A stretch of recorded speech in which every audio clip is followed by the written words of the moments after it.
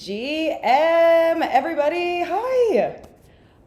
We're here, different set this time, new city. As always, it is just really exciting to be here with you guys.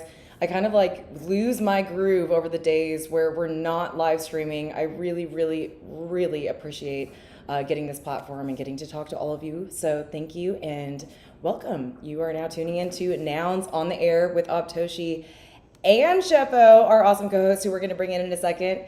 Just so you know, we go live every Thursday, Friday, and Saturday from 10 a.m. to 12 p.m. PST, so on the West Coast. But today, we are somewhere special. We are in Sao Paulo, Brazil. I am noticing I have my noggles on. They look a little wild. I look like a minion. But before we go any further with today's awesome show, we obviously have to introduce our co-host here. Sheffo, how's it going? It's going great, Obtoshi. You look great. I'm honestly minionized right now. That's okay. You have great goggles too. Look at you. I'm going blue today. I'm feeling the blue. You know, this is just exciting. You know, I feel a little lost when we don't have streaming here. I do too. Okay, so today it's really special actually. It's us, it's me, it's Sheffo, it's you guys, and it's this construction that's happening right next door. So this gentleman who's cutting what I could imagine is, cement. It sounds so loud. He's really good at it. I've been watching him. He's excellent. And you know, I thought about this, Obtoshi. We support builders. Yes. He's building. Hey, you know what? For some reason, like maybe the weather here is so good in Sao Paulo, Brazil, that some of the windows don't necessarily seal all the way.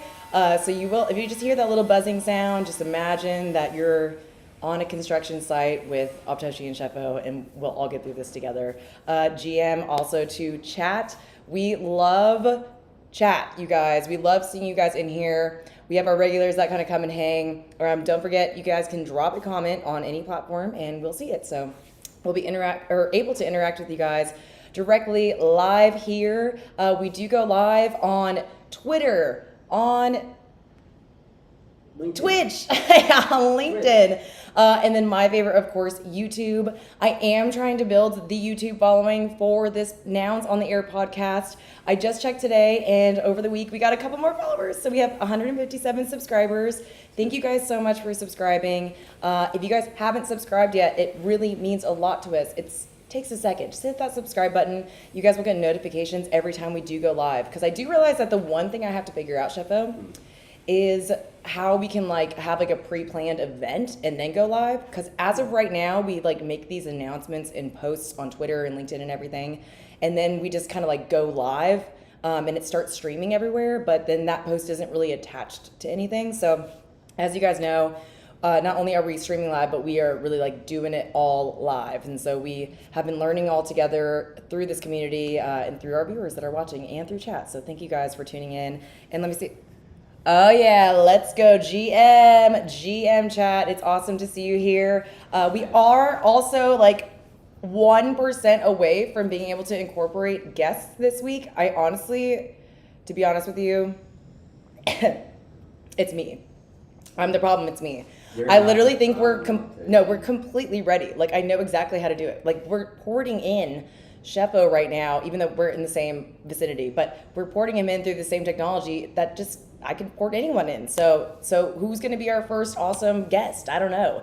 We literally just have to pull the trigger on that, and it will happen. We're really excited about that. We want to feature a 30-minute guest spot on every single episode. We think highlighting people in the community and different projects is really important to learning about the space, and so we will be doing that.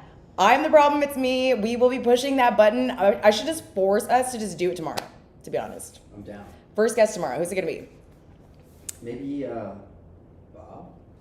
We have a chat saying, when are you off to Brazil? We're here. I know you can't tell from this background. We are here in Sao Paulo, Brazil. It is 10 a.m. over on the West Coast right now, but it's 2 p.m. here, so we're in the afternoon.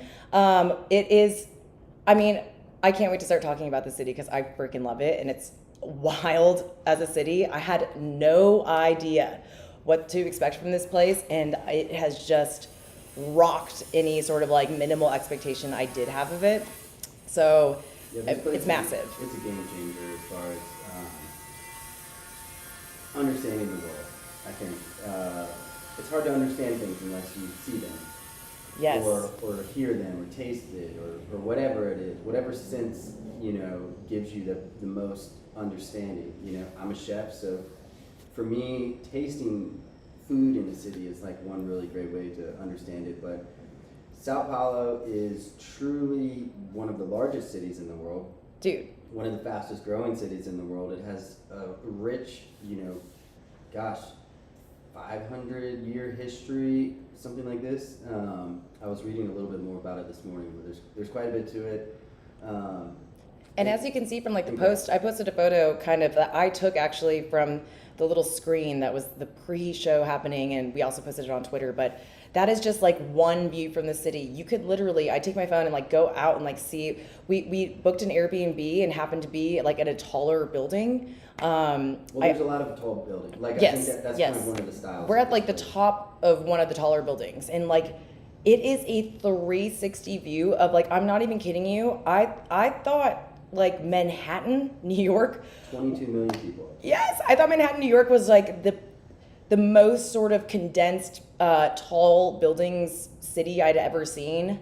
Wrong, completely false. Sao Paulo is it. You see it coming in when you're flying in, and when you're here, it is like overwhelming is not the correct word. It's like it's fantastic. Like it's magical when you look out. Like you can Sheva was looking out the window too and seeing like if you could kind of just predict like a couple thousand in that building, like a couple hundred there, like right. You could see these millions that make up this 22 million. Yeah, it's crazy. Like I was like pretty much like, okay, this building has 1,000. Yep. This has 1,000. Okay, there's 10 buildings. Oh wait, there's another 10. There's another 10. I mean, it's insane. You understand how the numbers kind of get to those points, but. I went out this morning for a jog up Toshi. I'm trying to get a little healthy, trying to That's awesome. Get some exercise. And so I went out. I actually started walking, and then I was going for this, there's like this big green park area down there, and I had my phone, and so I didn't get lost. And so I was like walking to the park, and beautiful walk. Like this was like 7:30 in the morning. People are awake, doing their thing. And then all of a sudden, closer and closer I get to the park, people go from walking to jogging, and then all of a sudden I was surrounded by like hundreds of people jogging. You're like, okay, I think I'm just gonna start doing this now. Now I'm a jogger, and yeah, that hurt a little bit, but it was a lot of fun. Beautiful people, beautiful grass areas, trees, ponds, like bird noises I've never heard, smells I've never smell. Like it's really incredible. I totally got lost on the way home, which was cool. That it's cool to get lost and find your way. Yes. But it somehow it all works. Like it really all works. And maybe if we're gonna compare it to Web3 or something like this, there's this project, this project, this project. There's millions of people in Web3, and somehow that also still works, and it's. Yeah, and tons of different projects, like different buildings, different neighborhoods. Like, I completely agree. Also, if you guys were wondering, I did not go on that jog this morning. I had a little bit of a rough morning. I think it's just adjusting to all the time changes. As you guys know, we just came from Cannes, France. It was hands down the longest flight I've ever been on in my life. 11 hours. I didn't know I could sit still like that for 11 hours, but apparently I have a really good mechanism. This is when the Naptoshi thing really comes in handy, because I can just close my eyes and just shut it all down to survive, or watch a ton of crazy movies that I haven't seen in a long time. You're really good at curling up in a ball. Yes. And so you somehow turn. I am doing that right now. I know you guys can't tell. Airplane seat into this thing. I don't know how you do it, but it's aggressive. You got a good bit of sleep on the way over, but it was a heck of a plane ride. We had some not I feel comfortable that we could talk about this because we like you guys, and we're just normal people here, just having normal experiences. But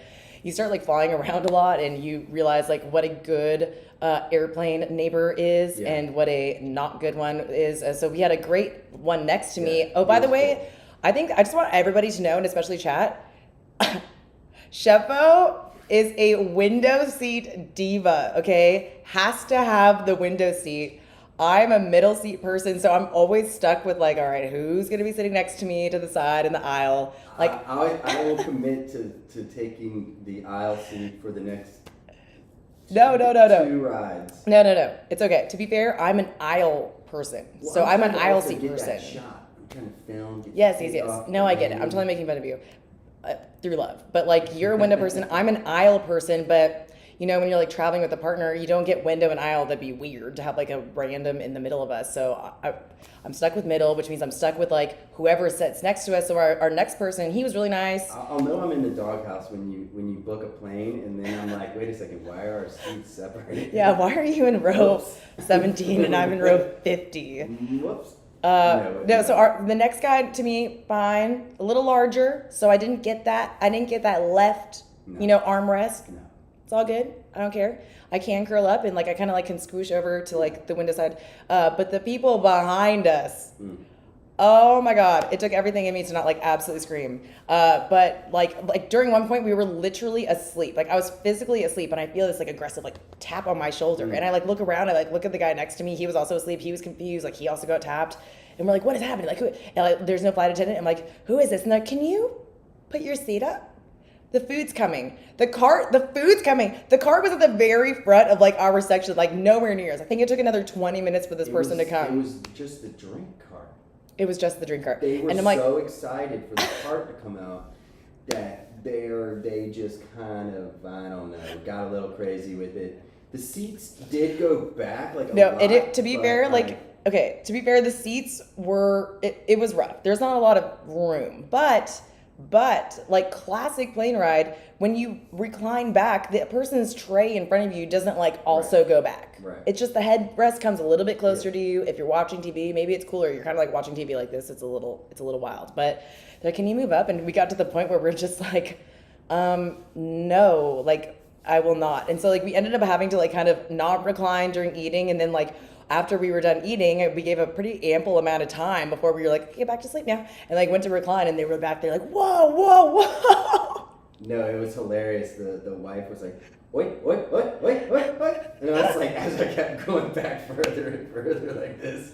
And I was just like, listen, lady, I don't know. And I put my little eye mask on and I was done. I was like, I am full of airplane food. Oh my God, I'm dying. Cheap red wine, and I'm going to sleep. Leave me alone. Oh, so funny. And like I remember at one point they're like, they can't understand us, but we're just like wearing headphones, like purposely trying to kind of ignore them because I don't know. I feel like it's like airplane etiquette. Like you don't interact with the people in front of you. I wasn't like bugging the people in front of me. The guy in front of me reclined the entire trip.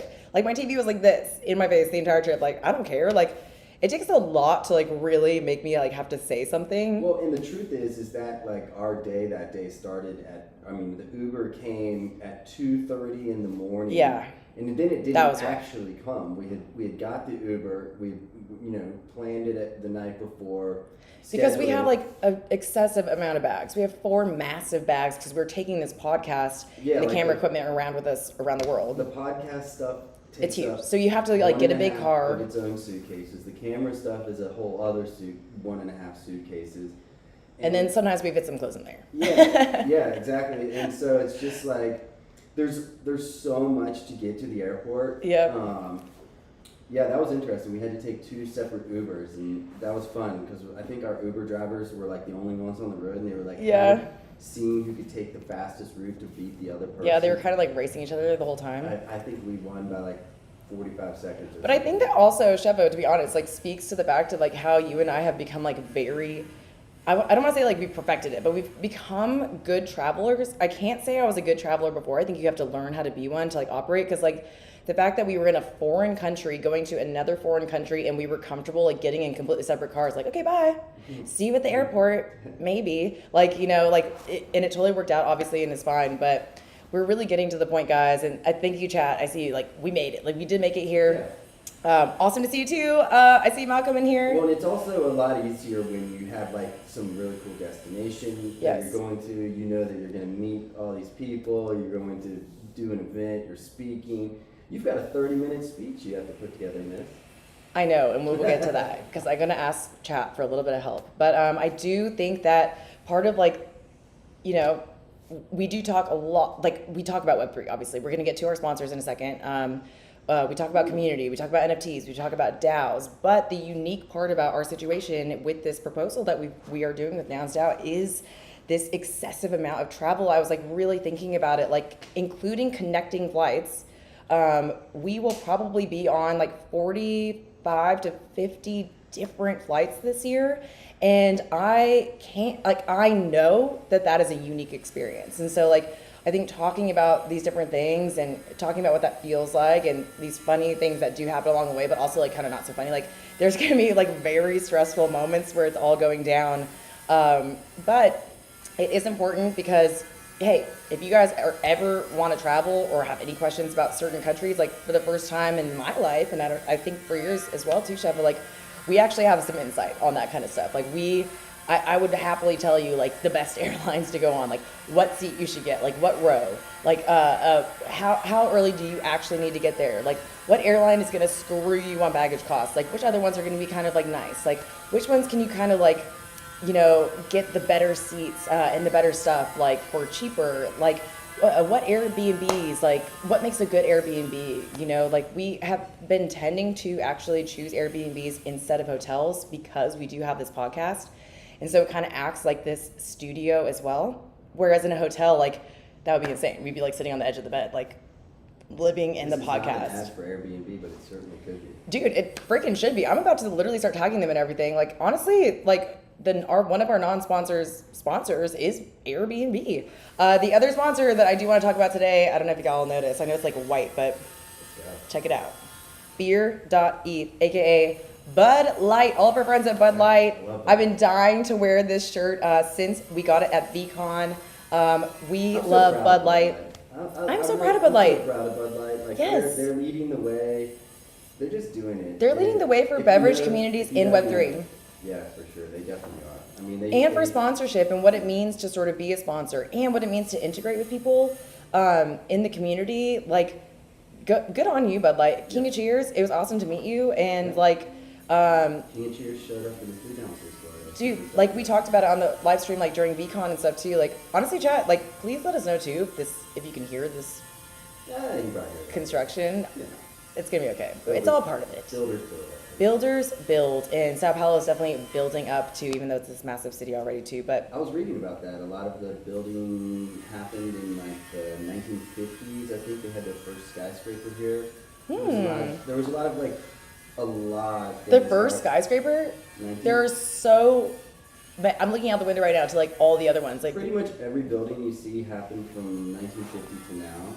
And, jeez. You know, it makes sense. Like they're modern buildings, but there was an immense history before that of like how the city was essentially settled and the turmoil between native cultures and new cultures coming in, and then how these things grew together and grew apart and grew together. And yeah, it's a very, very, very rich history, and that doesn't even touch on like things that happened after World Wars. You know, there's one of the largest Japanese communities in the entire world here in Sao Paulo. I had absolutely no idea. They were saying there's. I want to fact check this one, but they were saying there are more Japanese restaurants here than in Tokyo. But I'm actually gonna literally pull up my post right now. I mean, honestly, of all the restaurants that we've seen walking around, I would say half of them are Japanese restaurants. There's sushi and ramen, like. Dude, this is just an example. I was gonna show you guys in a little bit, but now that we're talking about this, it's hilarious. Also, aloha from Hawaii, Mikey. Nice. Let's go. It's a little early for you right now. I love that. Early, awesome GMT. I hope you have an awesome rest of your day. But let me just go over right here to my post that I posted last night, just to prove to you guys. Okay, it was a toilet. We went to a ramen restaurant, in Sao Paulo, Brazil. I'm trying to go to the bathroom before we go. Look at this thing. What is even happening here? I looked at this and was just like, couldn't be me. I think that this toilet represented a lot. It just this toilet represented the growth and the journey. And my inability to like problem solve in the moment, apparently, because I looked at it and I was just like, You were mortified. I was mortified. I was like, what if something happened? Like, what if I didn't know how to operate this thing? So I just like left, and then someone knocked. I got really nervous. So then I posted this like as a total joke of being like, what the actual F is going on here? What do I do? And then people were commenting. Oh, this was round 2. But like people were commenting the funniest shit. They're like, just push it all. I was like, I'm scared of this button. Ben here, he's saying, oh, Japanese. People were like, oh, welcome to Tokyo. Oh, the joys of being in Asia. I'm like, we're in Sao Paulo, Brazil, you guys. Like, we're not in Asia right now. So it is. Oh, the ramen noodle restaurant was so authentic that they imported a toilet. No, and everyone, like, they speak Japanese. And like so, you know, in France or in Barcelona, like other parts of Europe and stuff too, like, so Chevo can speak some Spanish, enough Spanish, I could understand it enough. Like I grew up in Los Angeles, California. All my friends spoke Spanish, their family spoke Spanish. If I go to the house, everyone's just speaking Spanish, the grandparents, the parents, like, so I can like be around it and feel comfortable as much as I can't like form my own sentences and stuff. I could pretty much like get the vibe and gist of what's going on. Same with French, because I took 3 years of French in high school. So as much as I'm like there and like in the moment, like can't form the words, like I'm pretty comfortable with what's going on.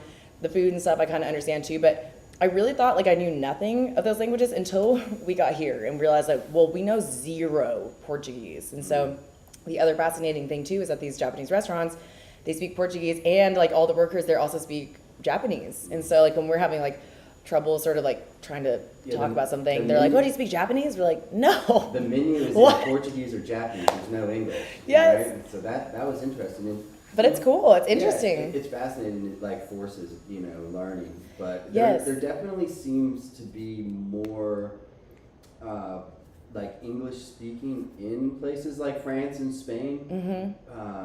Perhaps we just haven't had enough time in the city yet to come across that here. But it's like the Brazilians they love Brazil, you know. I love it. Yeah. And I think I love the sound of Portuguese. There are a lot of similarities I find between Spanish and all the other like romantic languages, like honestly French and stuff like too, like there's like very similar words, which is like an added like accent on the end or something too. It's beautiful. It's a beautiful language. We're kind of just like learning as we go, but it does put into perspective, you know, like body language is so important. I feel like when you're traveling to different countries, we were talking about this as well, like you really do, like you can communicate with your body, and like you can kind of like tell from someone's face what they're trying to communicate to you, and then we're all like pointing at things. In a way, you know, it's like the novels communicate something, you know, like body language communicate. Like there are visual triggers to communication. There's universal things.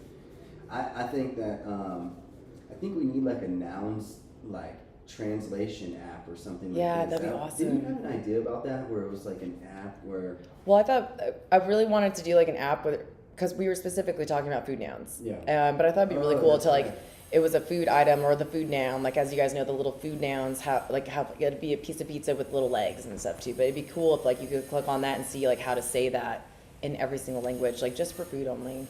But obviously that probably exists, like who knows. But it is like these key little phrases that you kind of do want to learn everywhere, which is just like please, thank you, hi, my favorite one, excuse me. Do you know what an NFT is? Yeah, you probably don't have to learn that. Yeah. We are really cryptocurrency. So it is just crazy. I also didn't know about the very large Japanese culture here. We looked it up. So after World War I, apparently at the time, 130,000 Japanese immigrants came here. They were employed for farming and agriculture work, and they continue to build out their community. It is the largest concentration of a Japanese community outside of Japan. Had no idea. I think it's the case for a couple other, like I think there's more Italians here than any place outside of Italy. Oh wow, maybe. Dude, you guys, this city is massive. I don't want to be quoted on all this, but it's the most people-centric, people-full thing like I have ever experienced, and it's incredible. You know, we came here because there's a large Nouns Brazil community, and we came here to film them, talk to them, eat with them, see, you know, how they use NFTs, how what their thoughts are, go to the event. And for me, like, NFTs have such room for growth and potential, you know. For me, as someone who loves restaurants and this world, like, I think NFT loyalty programs are just going to revolutionize, you know. You buy this NFT from the local coffee shop, and then you get, you know, a loyalty program. Like, that is so easy to understand. Everybody here has smartphones. Everyone around the world has smartphones now. And so Yep. I do think that NFT technology has like a really good place here. And, you know, without getting into macroeconomics and geopolitical stuff, like there are actually like lots of things going on in the world of finance between, you know, the U.S. dollar-based countries, the countries that are trying to move away from the U.S. dollar. I think the Brazilian president this morning announced that they want to start exploring other currencies and including other South American countries in that. And so, Wow. you know, the reality of that. Like digital currencies? Well, I was going to say, the reality of that is that it's not economical to print coins and print money. It costs money to do that. And so if there Well, for decades, it's yeah. already cost more to like print a Right. penny than the penny's actually worth. Exactly, and so that's not the world that we live in with digital currency anymore. And so I do see places like this becoming heavy on digital currency and the use case of NFTs and different, you know, EIP protocols. Like we were reading about a new one that I was reading at dinner. I don't know the number of it, but will allow you to connect your NFT the same way that we connect wallets, and the NFT itself will be able to hold stuff. I'm literally not going to try and go any further because I can't. Yeah, I forget what that was. You should look that up. Yeah, it's definitely coming. It's still kind of being audited and tested and all of these things, but NFTs will be one piece of this digital identity. You know, Yeah. that's kind of what we're talking about at the end of the day, whether it's your driver's license or your health records or your coffee shop or the building that you live in. Like, you will have some type or types of digital identifiers. And it's super interesting to see kind of how that starts to play out around the world, basically as a solution to a problem that exists, that now there's like these new ways to solve it. But I do think that, you know, coming here and bringing the Nouns vibe, bringing that curiosity, bringing that forward-looking, future-looking perspective is super good. And, you know, as people who essentially, you know, we're kind of like one version of an ambassador to some of these things, and I think that's amazing, and it's gonna take a lot of talking, everything in life you have to talk about. Like and sometimes it slows it down. You know? Well, that's like the whole like inspiration behind like building in public. Exactly. You do have to like show people what you're doing along the way, so it all can sort of make sense or a little bit more sense, you know. And so that smart people can have time to interact with it.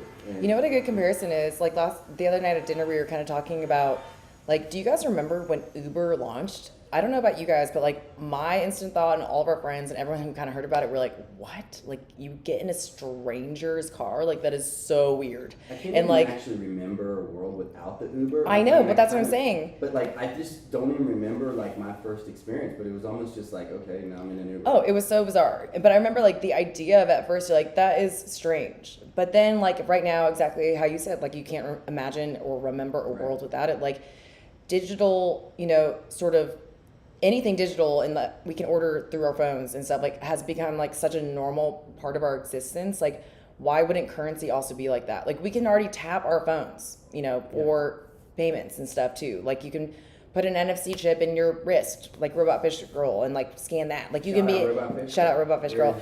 You can go to Whole Foods right now at certain Whole Foods stores, and literally it scans your palm without an NFC chip to pay.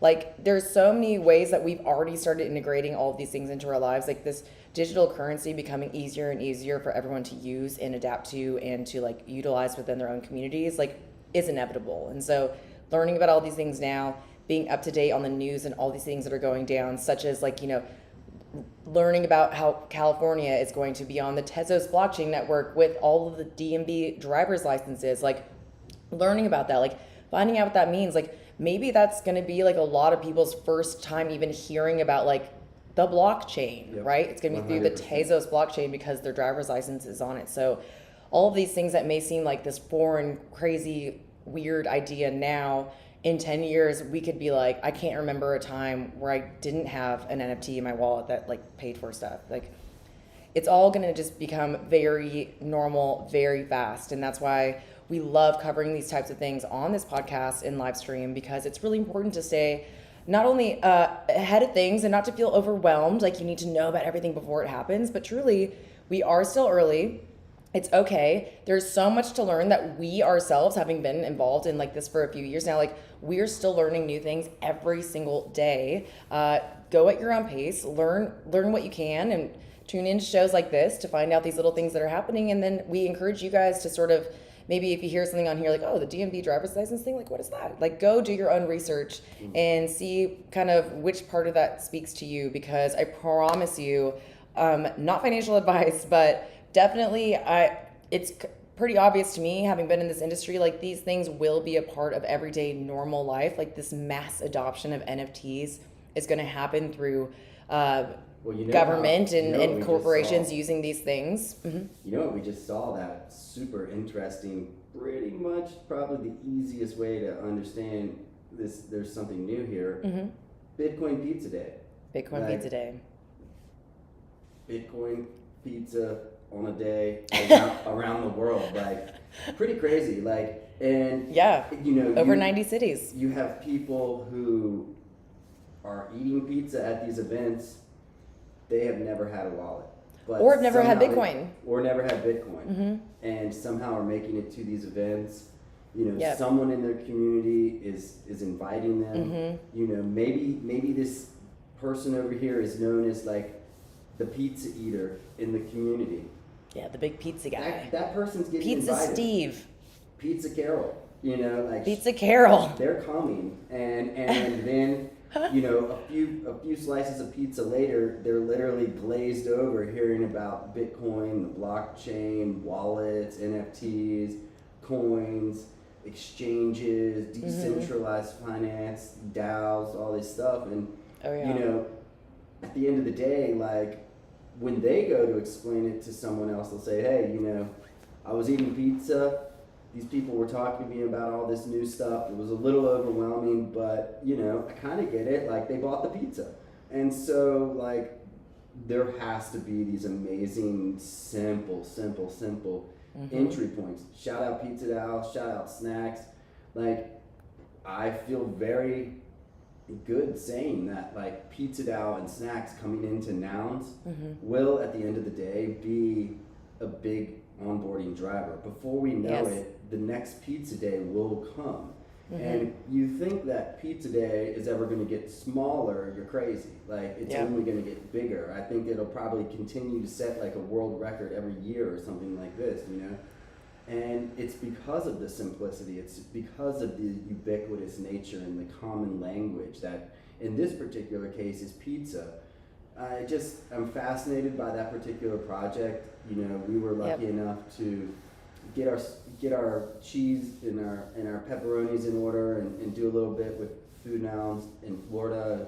Shout out Prop Order and those guys down there. But yeah, at the end of the day, there has to be stories. There has to be people. There has to be snacks. You know, in some type of way, it has to integrate into your life in some easy way. And so for some people that's pizza, for some people that's, hey, my driver's license. But that's where it's going to really start being a little bit less scary and like this new world. And it's going to be a little bit more of like, oh, we're just advancing kind of our world that we already know. Yeah. And building on the world we already know. We get to experience the public good beer. Like, we will probably be one of the first people to try that beer, you know, and that is another example of how somehow, some way, blockchain, crypto, NFTs found its way into a beer can. And that project is super interesting. You know, it's based in CC0. They're trying to make business models and things that can be shared. We're going to see similar things with Nouns Deli. You know, that one of their goals is to, I believe, to create CC0 opportunities within their system, to create franchise opportunities. And again, that's a restaurant. right? And so we've been going to restaurants our entire lives. Our parents went to restaurants. Our grandparents went to restaurants. And our children will go to restaurants. Many generations after that will go to restaurants. And so if restaurants are one of these things that, you know, makes it make sense, or if your driver's license, which is pretty much like a car, makes it make sense, like that is incredible. Or your ability to drive. Absolutely. You know? And, you know, when we were in con, like we would ask people, okay, well, what do you think of NFTs and coming into the film industry? And, you know, for the most part, that's maybe a year, 2, 3, 4, 5 years away for the bulk of that industry. But we also had a chance to meet Miguel and, you know, learn about. Yeah, Prop 53, shout out. Learn about the first ever European funded movie funded from DAOs and NFTs. And so, like, these things are happening, but they all happen at their own pace. They happen all around the world in these different ways. And it's so cool to just see the onboarding happen. Well, to speak to that too, I do want to just tell a quick story, but on our final day in con, we had to go to a pharmacy because to come into Brazil, you still have to show like a negative COVID test. They didn't necessarily ask for that, but they like, before you're flying and preparing for your flight, you like have to upload a negative test. And so we were going out to get that. We did not go, I forgot to talk about this. Okay, so we watched the F1 race from con. I know we had talked about in the last live stream we were going to go to Monaco. It was a 1-hour train to get into Monaco, go there for the day for the race, and then come back. But because we did have to take this test the day before, like, and had to be negative, we kind of were just like, okay, what if like worst case scenario happened? We went to this brand new city in France. We've been in con this whole time. It's not like there's been so many people that were around. Like F1 had a lot of new people. We kind of were nervous about like the potential of going to this new city. What if we got COVID and then like that would ruin our entire trip or experience of like coming to Brazil? And so we decided to play a little bit safe and watch the race in con and not in Monaco.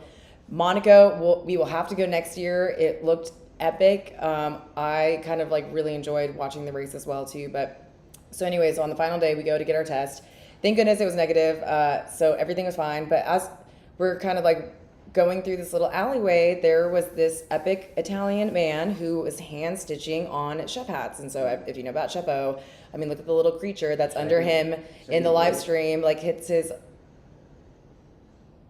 maybe, or tomorrow. We'll show you guys. We'll post a picture. It's on Chef-O's Twitter.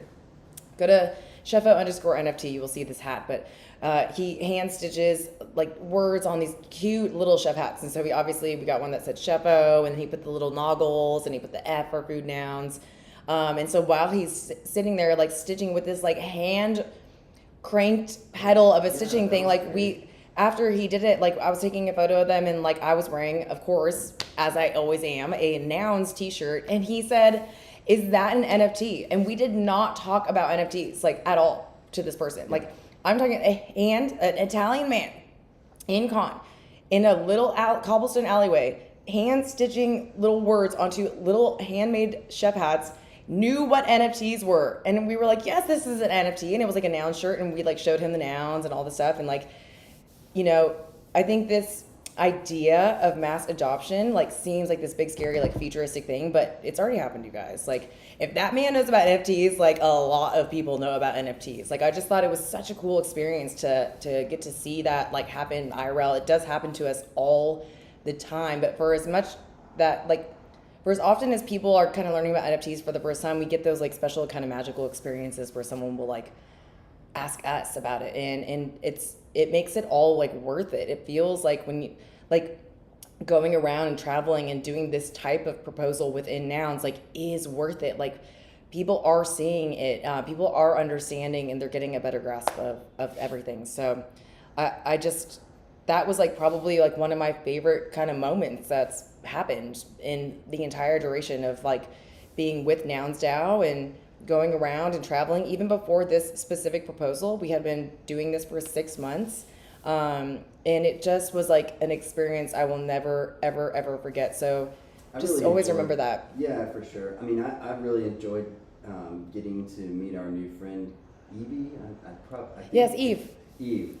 Yes, with Rug Radio France. Yeah, like that We love for her. me was fascinating because we were both in VCon. Well, We did you didn't notice know that we were in VCon together? she actually saw me post like a GM of like this beautiful, gorgeous place in Cannes. She's like, "Is that the south of France?" I'm like, "Yes, it's Cannes." She's like, "I'm here," and she had just been in VCon. Like we hadn't like interacted at VCon, so we got to hang out with her a few times in Cannes, and yeah, just And now incredible. We'll have her on the podcast. Yes. We have developed can't wait. this relationship with Rug Radio France, and it's very fulfilling to connect things that pretty much the universe wants to be connected, but it takes steps, it takes time, it takes communication, it takes presence. Yes, it takes presence. It takes presence. And patience with the presence, because you'll walk around for a week and people are like, who is this person? And then like you'll have like that special moment with someone where that connection is made, and for us, like, well, it's a butterfly effect, perfect. Us going to VCon made it so that we had something in common with that person. Then that commonality was able to deepen to the point where then we finally meet in real life.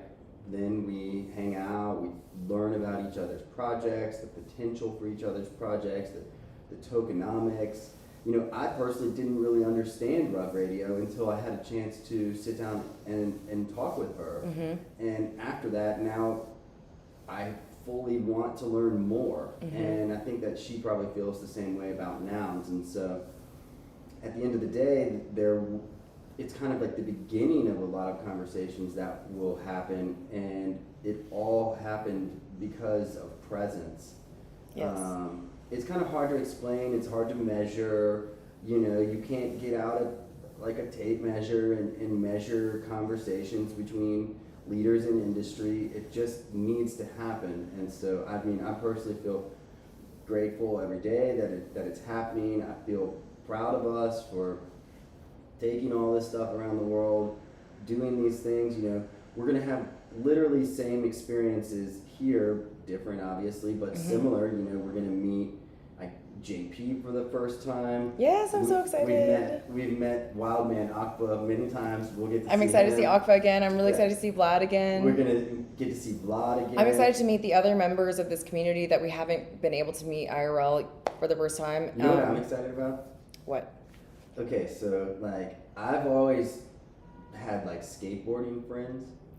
And same, but I can't skateboard for crap. I tried to skateboard for a little while, and like pretty much could bike ollie, do a couple things. Oh, and more than me, more and than then go me. and hurt myself, and I was done. It's like I at a young age, I kind of pretty much realized that I didn't love sports where you got hurt. Whatever you says about me, but I think that's like all sports. You wanted to golf.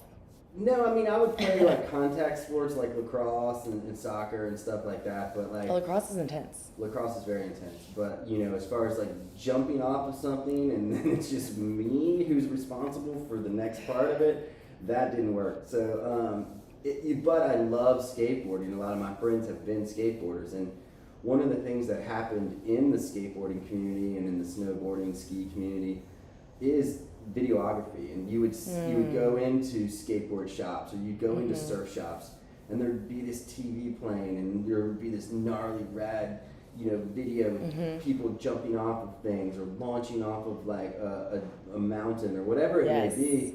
And there is someone there with a camera in that environment filming that and editing. Like they're amazing editors. And editing, and I'm excited to hopefully have a chance to do that with the skateboarding thing where you like hold the camera really low and you like go and you're like behind them. Ooh. I might actually like give the camera to Vlad or something and be like, all right, Vlad, like you go do this, but I have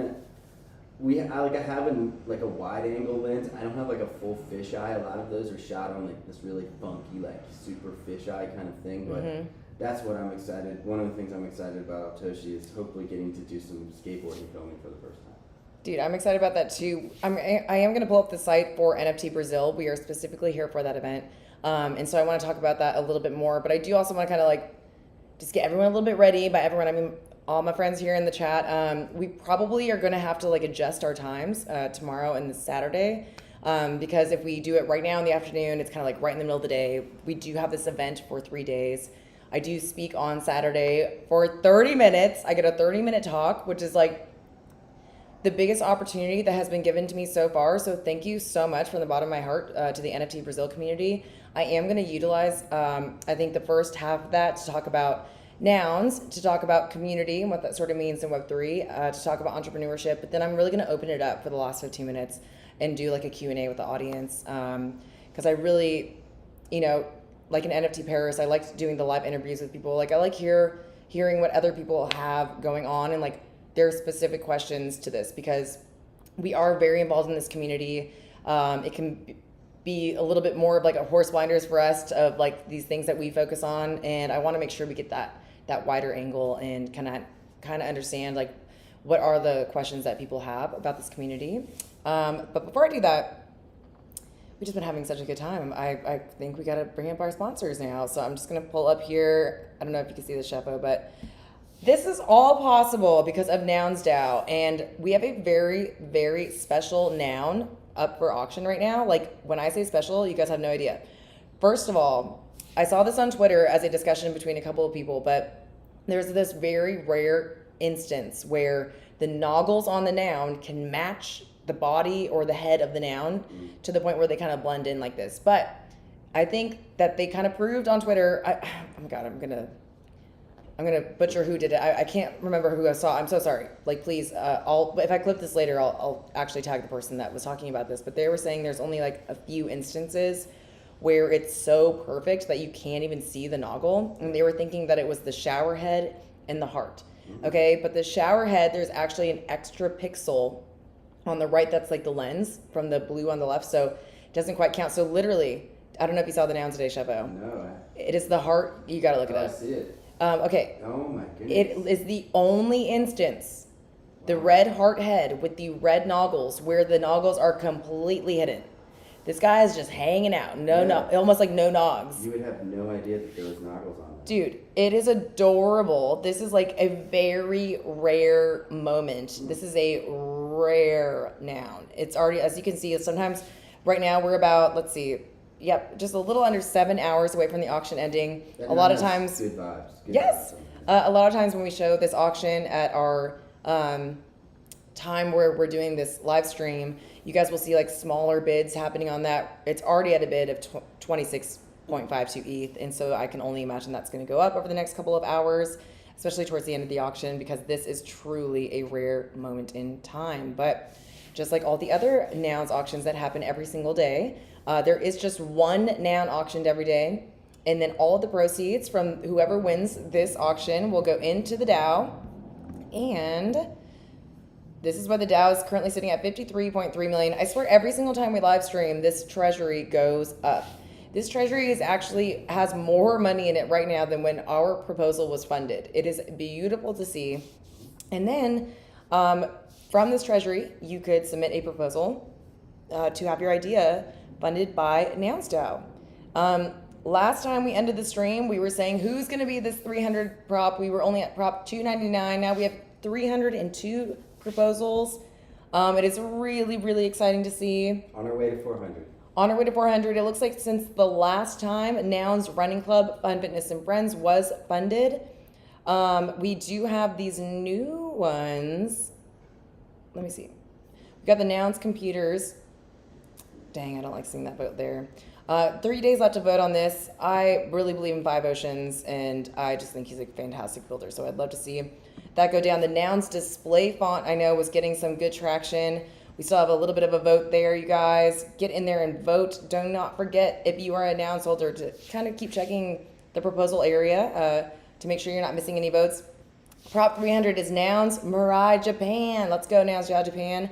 Prop 301, Art Matter and Nouns, 1001 Nouns. And Prop 302, Fund a Code for RENA Audit for DAO V3. I love Art Matter. It's fascinating. This is really great, guys. Love seeing the new props in there. Don't forget, you do need 2 nouns to post a proposal, but you don't need to physically own those nouns. You got to find, if you feel like you have a really great idea that's worth going on chain, meet the holders in the community, and a holder that has 2 or more nouns could sponsor your prop to go on chain. So we do see sponsorships for these proposals happen quite often.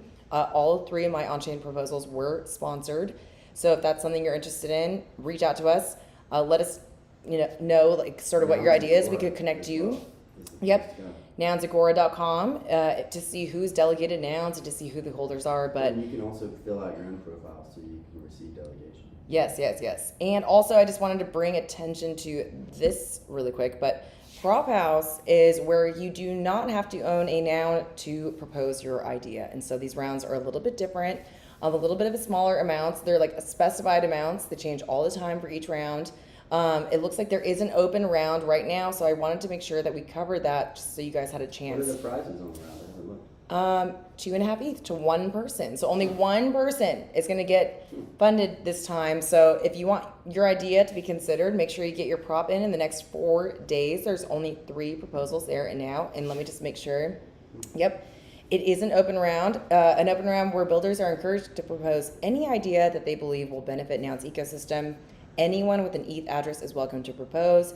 And then once the proposing period is complete, Nouns DAO members will vote on their favorite proposals. So the proposals with the most votes will get funded, or proposal, because this is just 1 person winning this time.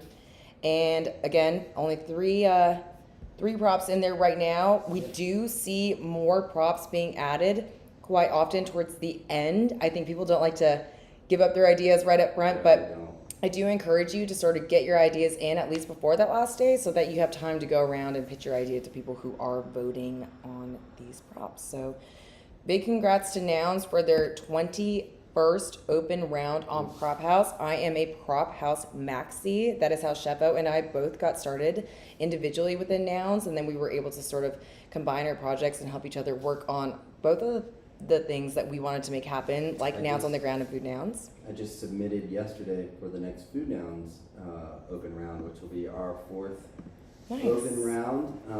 So that okay, house, cool. I think I submitted. I think it'll go live this coming Wednesday. Kind of how we've been doing it. So if you have a more food-centric idea, you should propose in the Food Nouns Prop House. And I'm also kind of spearheading the Turbo Prop House, which yes. is CC0. And now is in its voting period. It's in its voting period. 34 props. That's a huge deal. People are super excited. I know that there was like 15 or 16 votes in yesterday. I haven't checked this morning, but wow.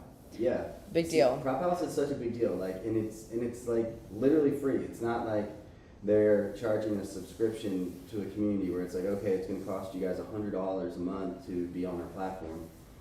And the reason that they're able to do that is because they have been funded by Nouns DAO. And so the DAO funded Prop House. Prop House is a project with builders. And, they are providing... With and for builders. And, and it's not without, like... I mean, I think that some people, voted no or something. It's not like it was unanimous or something. Like, they've had to go through... The whole process as well. They've more than proven themselves, Oh, yeah. It's pretty much the most prolific part of the DAO. Oh my gosh, I have to show you a specific prop house that just got funded. Let me see, hold on. Which one are you pulling up? One of my favorite people in like the DAO in general. We talk about this person often. We got to watch one of their videos for the Enter the Nouniverse contest where we streamed all of the entries.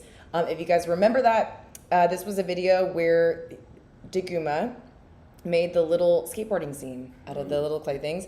He also submitted a project for the Turbo Nouns art contest that I held. And I'm just going to pull him up here right now. He just got funded through Prop House and is making these piggy banks. You guys, look at these Nouns piggy banks. They're big. They can hold a lot of coins. I love them. Oh, wait, there's a little video. I think they're made out of porcelain. Oh my god!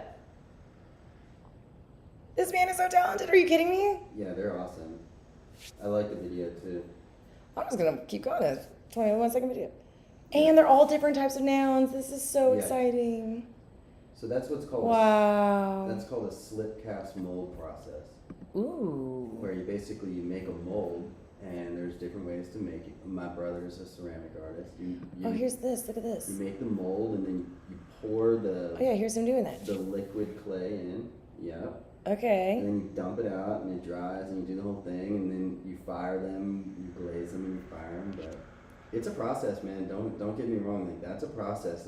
Wow. The clay is heavy. Like, you have to sand it all down to get the mold line. Yeah, see how he's doing that? Exactly. Oh my God. Slip cast molding. It's a whole thing. It's freaking gorgeous. Yeah. Oh my God. The talent. Oh, here's this cute the turbo little art It project. actually is inspiring me to do a porcelain project. We'll see. Dude, Guma, you're so cool. Like, are you freaking kidding me? What is this vibe, Toshi? It's the turbo one that he made with the little noggles. Oh, cool. Oh my God, it's an actual like. Oh, we're gonna just watch this whole thing. I love this man. Dude. Oh, cool. Yes. I haven't seen this. Wow, that is neat. And he makes epic like videos of how he did it. Mm-hmm. Dude. He's basically freehanding it. Yeah. Dude, what? The I love talent? how the little hand is. Oh my goodness, look how he does that. He's a sculptor. He's a freaking genius. Incredible. Dude, he's a genius. The Nouns are so lucky to have him in the community, and just keep building. You are so cool, Daguma. I don't know what I need to do to get one of those piggy banks, but we're gonna make it happen. Wow. That is just literally one example of prop house funding. Okay, so you can imagine the plethora of ideas that have come through there and have been funded, and ideas that have come through there haven't necessarily been funded through prop house, but have then continued to like grow within the community, such as Nouns in the Ground and Read Nouns. So we love prop house. I really encourage everybody as much as I can to like go submit something. Like, even if you're in the beginning stages of an idea, submit it there. Like, people within the prop house realm will like give you like tips on like what you could do to like maybe grow or focus your idea a little bit more. Prop house is also a good way to go for like a minimum viable product. You know, Yes. To like take your idea, dial it back a little bit, package it into something you can turn around for, you know, a certain price point, certain timeline, and just get yourself out there. Like, that's literally what it's designed for, as an incubator. It's like a community funded incubator. It's hands down like Yeah. my favorite thing to come out of Nouns, I think, because like other things have come through it. I just You know love what I that there's mean? no barrier to entry. The only barrier to entry is, yes, you have to have A wallet address. a wallet address. But that's pretty part of much- onboarding people into crypto. Right, you know, you probably need to have a computer, definitely a minimum, you have to have a smartphone and all these things, like, and you have to know how to use that, but like, those at the end of the day are good kind of entry requirements. I wouldn't call them barriers, they're more requirements, because you do want people to DYOR, you want them to know what they're getting involved in, you want there to be, you know, reasonable expectation levels. And I think Prop House does that. Another thing that it really does is it kind of like gives opportunity for people to be like positive in not necessarily winning. And so like even if you don't win, like you kind of have to keep your head on your shoulders. You can't throw a temper tantrum and, you know, go and try and, you know, stir things up. I mean, you can, but you shouldn't. And it's, Well, people are very much like Yeah. the community very much encourages everybody. I think that Yeah. really speaks to the Nouns community as a whole. yeah. And we see that finding its way into other projects. You know, Nouns is this like beacon, and projects like that are important because that light shines down into other projects. And Oh yes. we know that, and we see that, and we felt that, and I think that Well, and we're continue to. we're experiencing that here with the podcast and with the live stream, and you know we're just past the first hour now My too. goodness, Toshi, I just got thirsty. We have our unofficial sponsor here, Min Alba, Sim Gas. So that's interesting. I'm fascinated by all these different ways to say still versus bubbly. Like, they all have it, but today's water sponsor, unofficial, I have some. Min Alba. Cheers. But I do want to just bring it back, just regroup everybody since we are past the first hour here. This is Nouns on the Air with Altoshi and Shepo. We go live every Thursday, Friday, and Saturday, 10 a.m. to 12 p.m. West Coast time, PST. Today we are live from Sao Paulo, Brazil. More often than not, we are in a new place. Every single week we go live. So for these 3 episodes, we will be here. Next week, you guys will see us in New York, but we have so much to talk about before that. We won't even start talking about New York until probably Saturday's stream. So we're really excited about that trip, but I'm really excited to be in Sao Paulo, Brazil. My first time here and my first time in South America. And it is just an incredible city, I feel like, to get that experience. I'm having a good time. Good food. We are excited. Like, let us know if you guys think we should try anything, because we've so far had like 2 Japanese restaurant things, because like as we talked about earlier, there's a massive Japanese community here. And to kind of like get our bearings, we felt a little bit comfortable because we could read a menu and see the pictures of like the ramen and be like, oh, that one. But we are excited to continue to experience the culture here. It is one of the bonuses of our proposal, which is traveling around with Nouns on the Ground to over 19 different events this year alone to talk about nouns and community, to spread nounishness. I do have a talk here at NFT Brazil on Saturday that will be happening, and I think we're going to do everything in our power to live stream that as well. I think it's really important, especially since it's a 30-minute talk. So hopefully I'll have that up on my phone. If you guys aren't following the OTG WTF TikTok, make sure you're doing that. OTG WTF, that is the handle on TikTok, the same handle as on YouTube. And if you guys aren't subscribed yet to our YouTube, come on, help us out. We love that subscribe button and seeing those new subscribers. It really means a lot to us. It is a slow build at this point, but I am seriously grateful that there's like 157 subscribers right now. Like I couldn't have imagined that from the beginning, so thank you guys so much. We are doing everything in our power right now, and I am really working hard on the back end creatively about how we can do things such as like consistent reels and stuff too to build that following. But thank you more than anything to our people who tune in live with us and to everybody in the chat. We really, really, really appreciate you guys, and we hope that we're providing cool content and like a unique perspective in this Web3 world. Of course, this is all possible because of Nouns DAO. I have a proposal that passed on chain that included traveling to these events and included this live stream podcast, Nouns on the Air. So we are on episode 21. Amazing. Which is incredible. Does that mean we're adults now?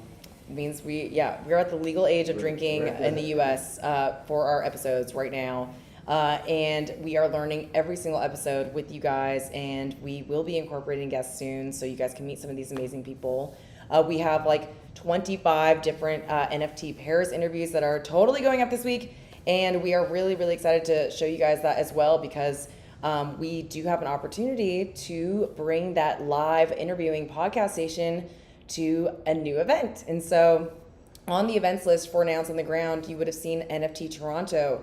That event, unfortunately, through a couple of different circumstances, will not be happening this year. I think that they're going to try to make it happen next year, but it will be replaced by ETH Waterloo, which is an ETH global event.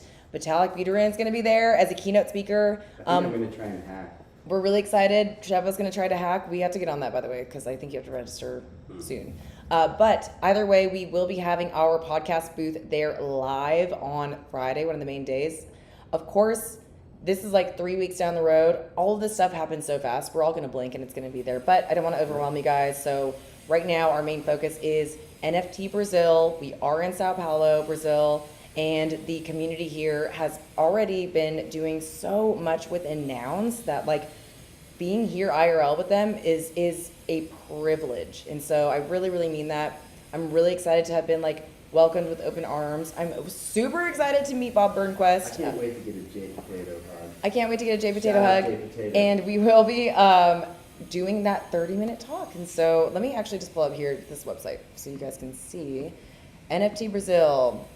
I'll have to learn to pronounce the building that it's in. It's this beautiful building. I think I can actually see it. It's right there, actually. I know for a fact that's the building. I always try to get an Airbnb or something that's like close to where we're supposed to be. So I think I went jogging right around it and I didn't know it. Yep, Web3 Talks, exhibition area, token. I already saw, let's see. they posted something with Nouns that was so freaking cool. Look at all these sponsors. Cool. You know, I really believe that this is going to totally pop off and be huge for the Brazilian community. 3 days of exhibition, 150 national and international artists, 500 digital works, 100 square meters. That's they use that here a lot. Of immersive room, experiences with virtual and augmented reality, and show with Binago, Tide A, DJ Markey, and much more. Ooh. DJ Markey. Okay, we got these awesome collections. We got speakers. Sweet. Talks on new technologies, NFTs, metaverse, communities, digital art, blockchain, social impact, environment, cryptocurrency, diversity, Web3, culture, DAOs, fashion, governance, collections, artificial intelligence, music, and much, much more. I mean, this is going to be an epic event. We are so excited. There's a lot of technology in Sao Paulo. Sao Paulo is pretty much, my understanding, the technology center of South America for various different reasons. You know, there's a lot of science. You know, you have a lot of discoveries happening via the Amazon and a lot of botanical discoveries in this area. You have this has the Sao Paulo has the largest submission of scientific papers for, like, I believe, like, South America. Like, it is, like, known as this, like, science region because of how many papers, like, in official scientific journals are printed here. So, I mean, when you literally look out on the city, you can see the innovation. You can imagine the type of people that are here, just like how you said, Shefo, when you're on your jog, like how everything in this massive city just is working. I think it's because there's a lot of really smart people here making that work. This is an incredible city from what we've seen so far, and we've barely seen anything. As much as we have like a sort of a bird's eye view of the city itself, we have a lot to explore. We are excited to do that. But mostly when we come to these events, the adventure will probably be a snack. Yes. But when we come to these events, our main focus, of course, is always like the key event that's happening. But as you guys know, if you're following the podcast or the live stream or any of our socials, when we're at these events, like seeing what's sort of just around in the city is also very important as part of the experience of being there. Because again, we preach this all the time, but presence, like with these noggles and just being around is key in these cities, just like so we can create those completely magical and unique authentic experiences, as we did with the man from Italy who was in Cannes with the little chef hat who recognized the NFT from the Nouns shirt. I mean, these noggles are so iconic. I can see your picture. And again, doxing the space with that reflection. It always happens. That's what's so crazy about this. I always have to make sure, like, and it's fine, like, not that we care, but you guys will just see me like sitting cross-legged here, like my knees are up here to my chest. We keep it casual here. We keep it casual here at the live stream. I do have pants on. I've never taken it that far. You know, I've never been that comfortable. Maybe by episode 50, you know. No pants, episode 50. I don't know. Let's go. Ooh, Brazil is awesome. I totally agree. I'm really excited that we got to be in Sao Paulo first. I look forward to, in the future, getting to travel to different parts of the country. Brazil is massive. Yeah, I know that Aqua lives in a different part of the city. So does JP. So does JP. I think that they've already arrived into town, but we'll definitely have to see, you know, which part of this huge country they come from. Yep. Really fascinating stuff. And I didn't realize that Rio and Sao Paulo were as close as they are. That's also very interesting. And there's like, I mean, these coastal cities, and I guess Sao Paulo is a few miles off the coast or whatnot, but you know, at the end of the day, it came down to trade, and it came down to people. yeah, because we're not like exactly near the water, but we're not very far from it. Correct. And so there's lots of different history as to why this area was settled.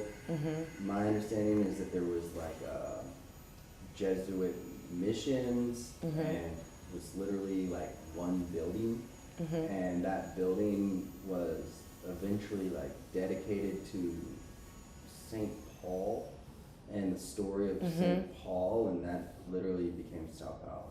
So. Wow. Yeah. Very cool. Yeah, that is like their patron saint, I believe, Yeah. for this area.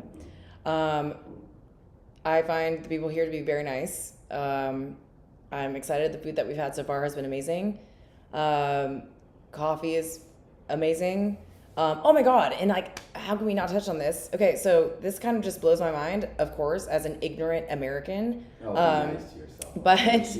But, you know, the other day, like when we first came, like our first kind of like meal here, we went just right across the street for breakfast, and we got like 2 massive orange juices. We got like these 2, like we ordered cappuccinos, but like I don't think they understood, so they gave us like these crazy coffees. Then we got 2 espressos, and then we got this massive like, we got like brioche. Oh, so good. But we thought we were ordering brioche with eggs and bacon, but they misunderstood that as well too. It's a learning process. So then we also got like this omelet thing, which came on this big plate. Tons of food. We were super full. Had like double coffees.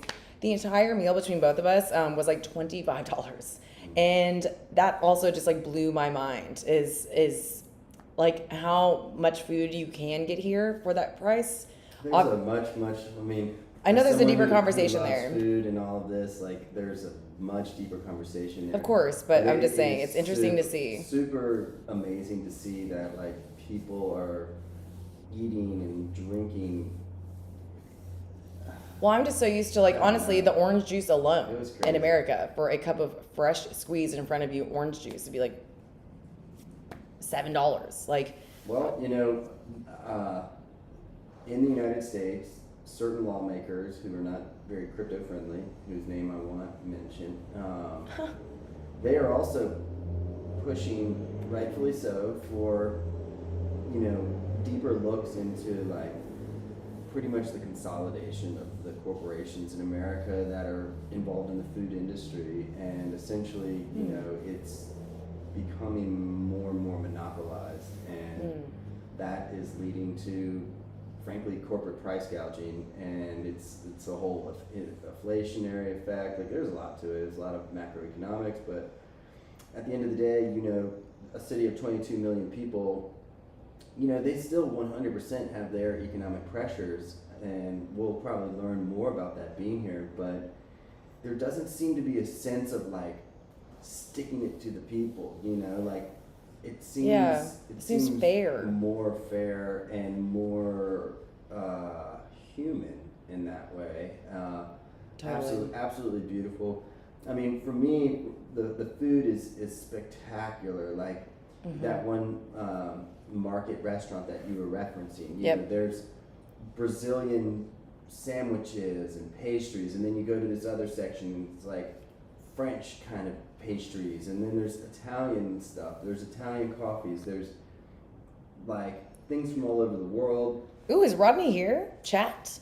Let's connect on NFT Brazil. Okay, let's go. Let's do it. But I don't know if you're here or if you're just generally interested, but yes, 100%. Let's do that. You have to come with a food recommendation, Rodney. Twitter's probably the best place, by the way, for talking post the live stream. That's where I see like all my comments and stuff. If I, for some reason, do not get back to you, it's because for whatever reason that day I've gotten a ton of DMs and it's gotten pushed down. But I try to like even go down and see everything that I missed. So now, is this of course let's connect. Is this the real Optoshi? Yes, this is the real Optoshi. I know that you had a little. That's a very niche. You had a frustrating experience. That's very niche. No one needs to understand that. But the real Optoshi is here. I had to get a new Discord. Yeah. Basically, which is unfortunate. I was really upset about that, but we're good. I proved that it was me. I went on a Twitter space and proved that. But what's the safe word? Egg bites. Ooh, well, I shouldn't really tell my safe word. Now everybody knows my safe word. That's okay.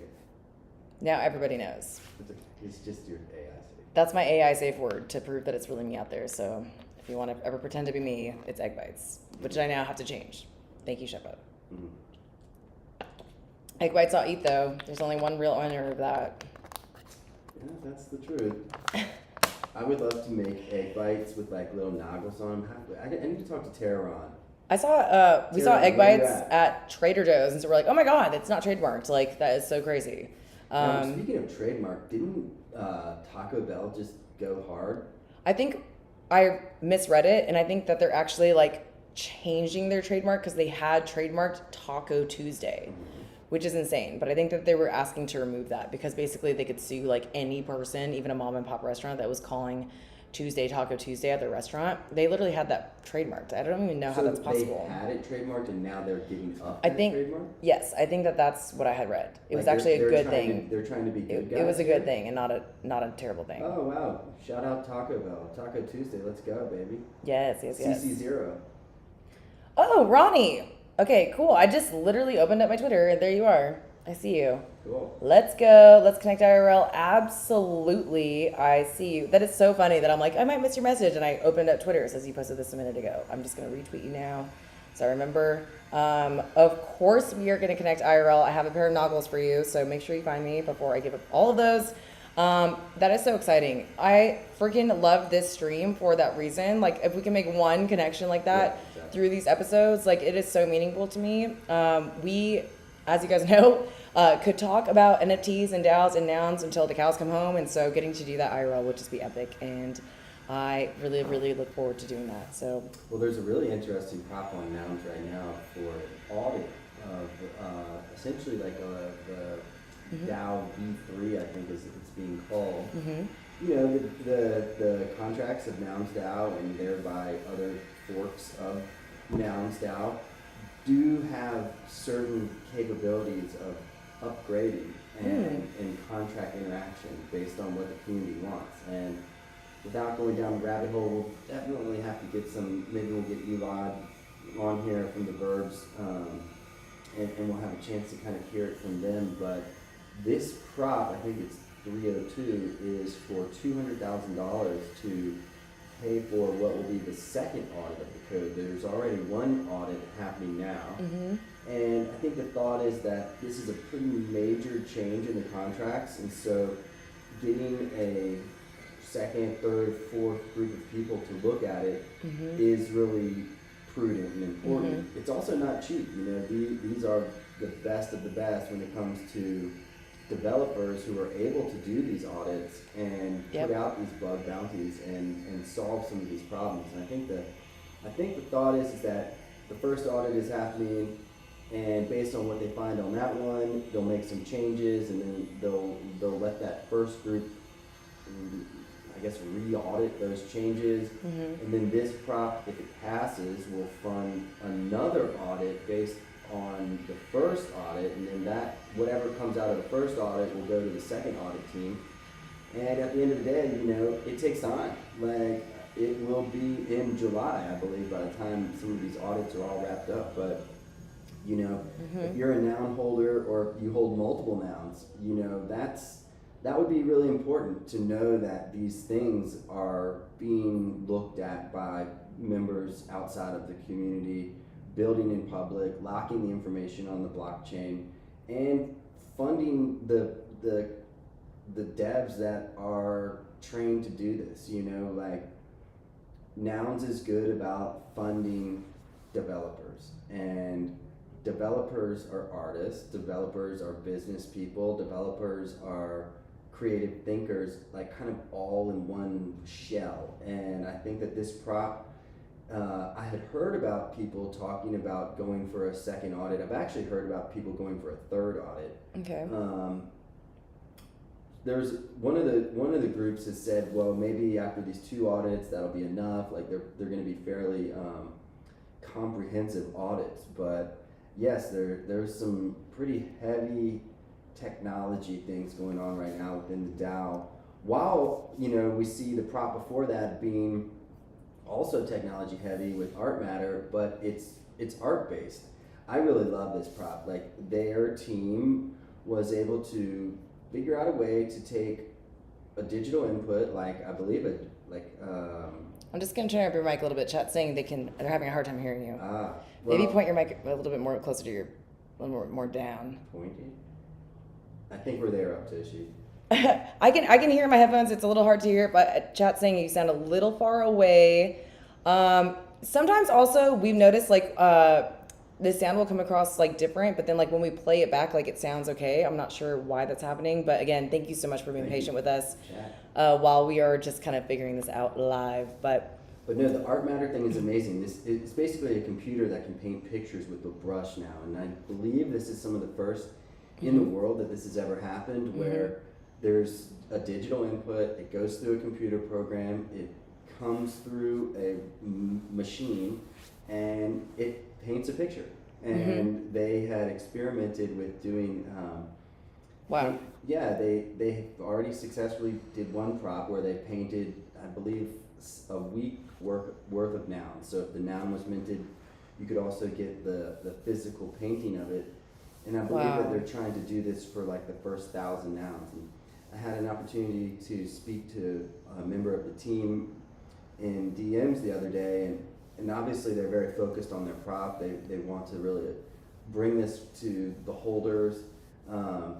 And I had suggested, this could be something really neat as well to kind of filter down and, bring to some of the other sub-communities like NARS, Littles, and Food Nouns and stuff like that. And then I, of course, immediately was like, we need to get one of these things made for Nouns Deli. So oh my God, the Art Matter thing is amazing. We have we're funding machines to paint pictures, and so cool. And they're not like my favorite thing, because I am a painter. I like painting, and actually when I paint oils and acrylics, I paint pretty heavy with like paint, and that's kind of what these paintings, they have this really gorgeous texture where they didn't design it to create like a super smooth texture. There's this you can see the brush strokes, and the brush strokes create patterns throughout it, and I'm fascinated by how they did that. There's something very like aesthetically pleasing to textures and paintings to me. It gives it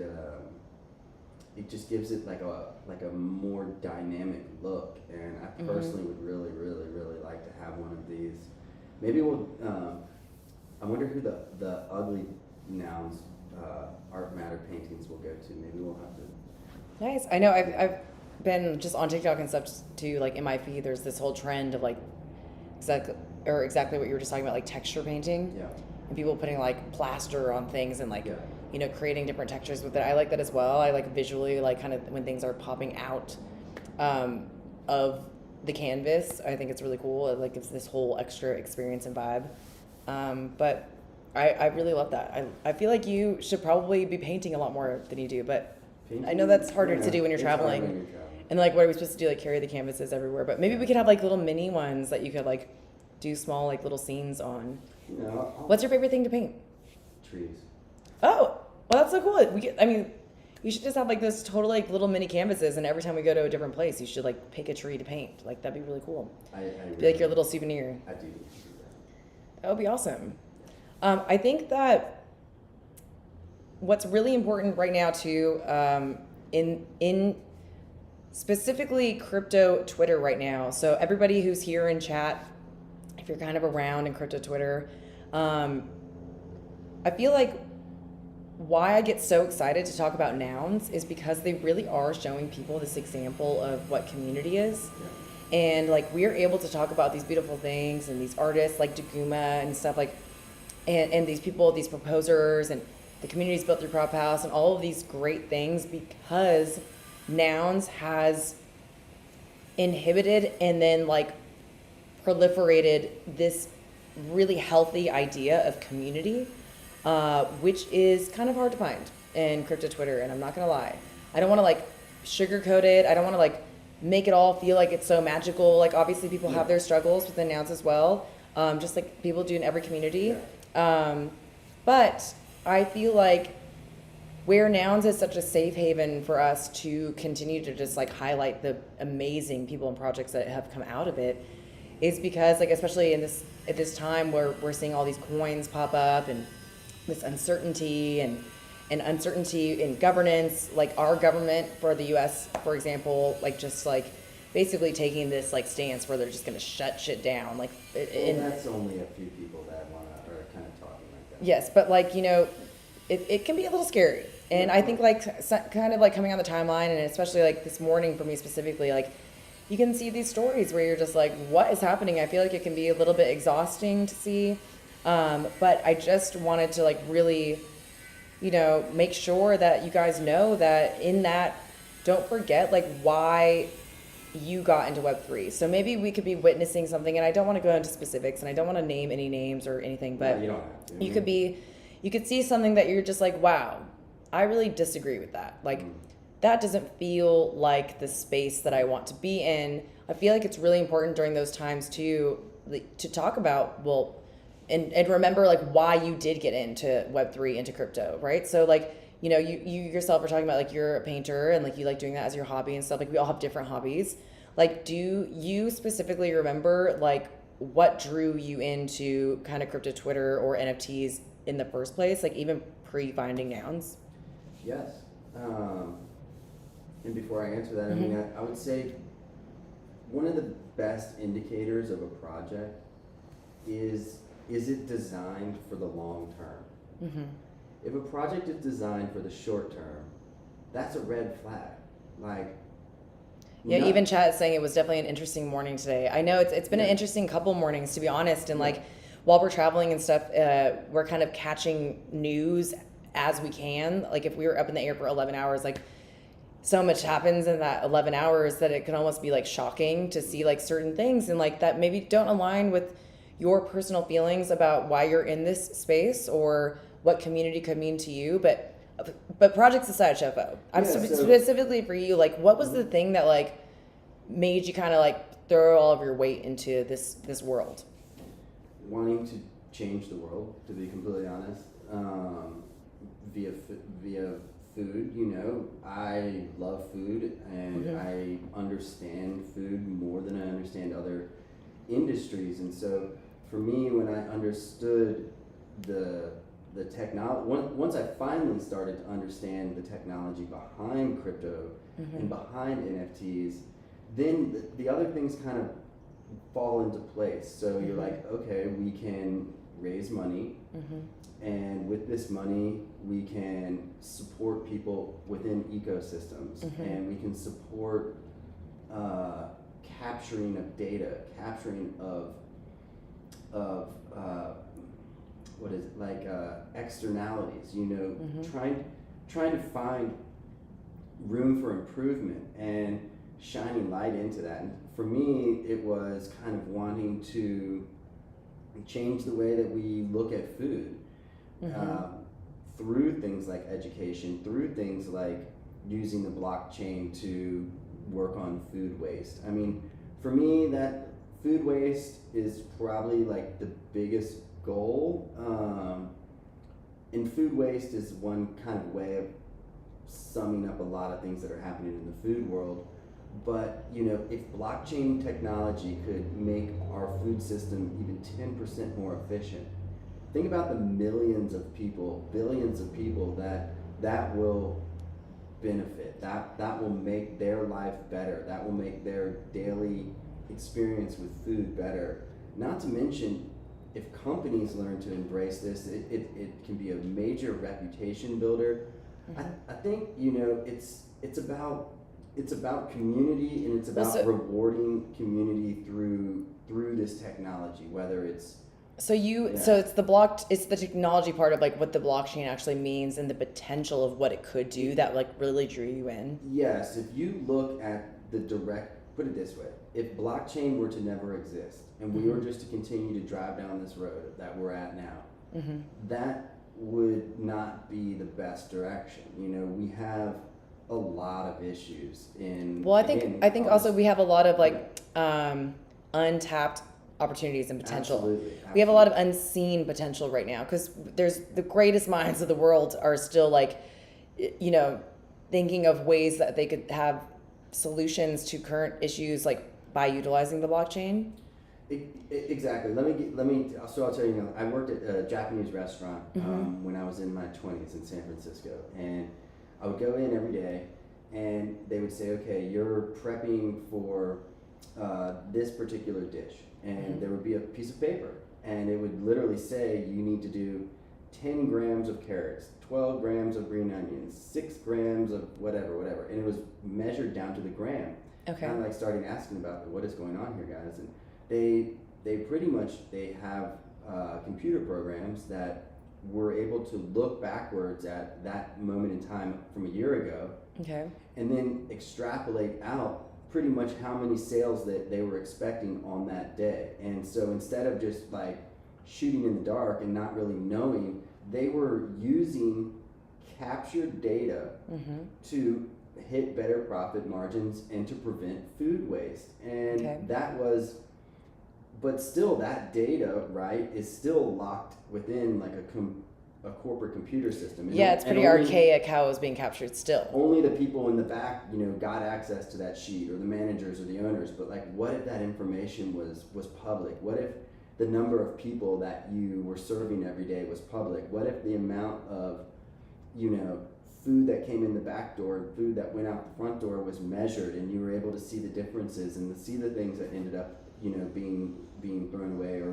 perishable? Mm-hmm. If that information is immutable, can't be changed, can't be fudged, can't be played around with, and those systems are put into place, those are the game changers.